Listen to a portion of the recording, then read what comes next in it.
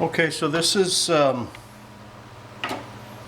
how you paint for effect with brushes.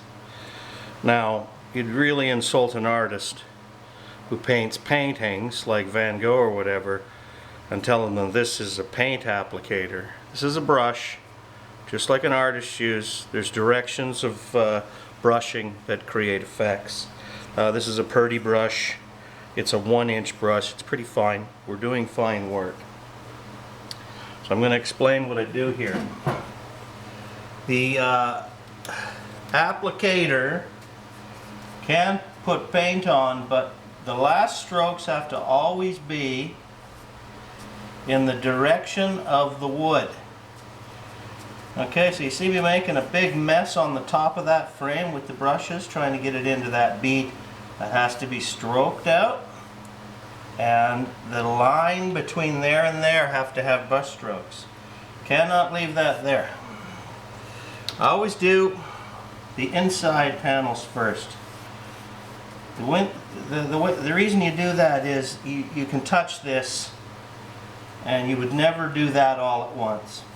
You'll just create a mess and you can't control the brush strokes.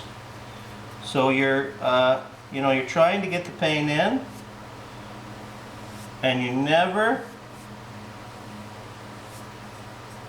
see, that's a frame member. That would go that way. This is a frame member that would. We don't want a brush mark crossways ever. Telescopes through the paint and gives paintbrushes that invariable name as paint applicator. As a brush, they I think leave an excellent finish for it's not a spray finish, which I find can make things look like plastic. And the other thing is much of the mill work is going in to a house that has moldings that are going to be hand painted. And so, lacquer finishes and spray finishes up against those just look inappropriate. Not only that, they're generally beyond the repair of the homeowner because they are sophisticated finishes requiring spray booths. And so, if they get nicked, you have to spray the whole thing. This type of work, which is of course how it used to be done, is, in my opinion, the last of the handwork being done. And I think it deserves a little respect. It's not a cheaper finish. A cheaper finish would be spraying it. Takes no skill to spray. The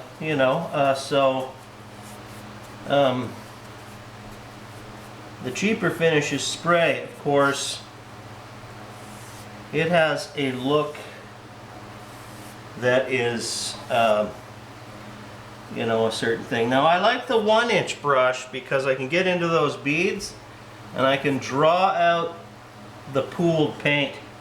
The first coat of primer is very difficult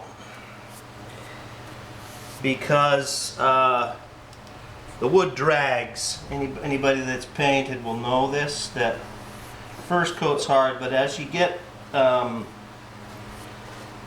the paint on and smooth and then sanded, it's a lot easier.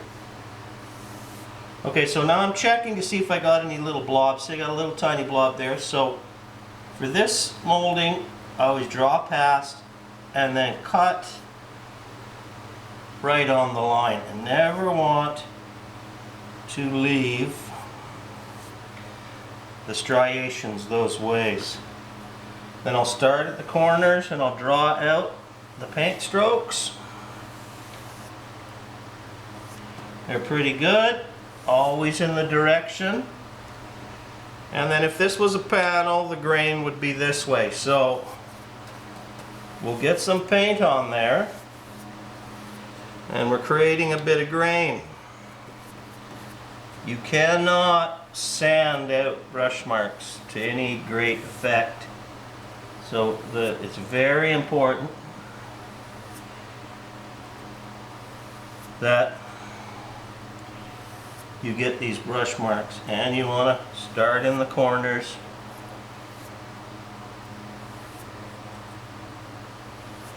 And do that, checking for the edge frame again. And you want to focus in right here. Just tip the camera down. Just pick the camera up, tip it down.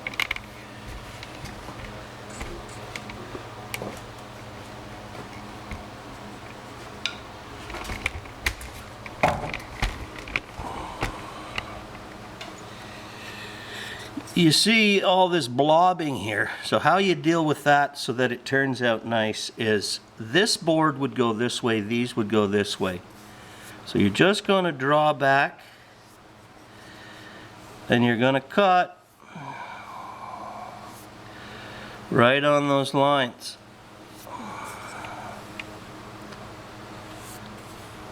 Very important that get done. Always draw from the inside. Take the lines out, and you just continue doing that with each one. I'll check this out. These panels, interior panels, will be done twice and sanded, and then we'll do the exterior. Thank you.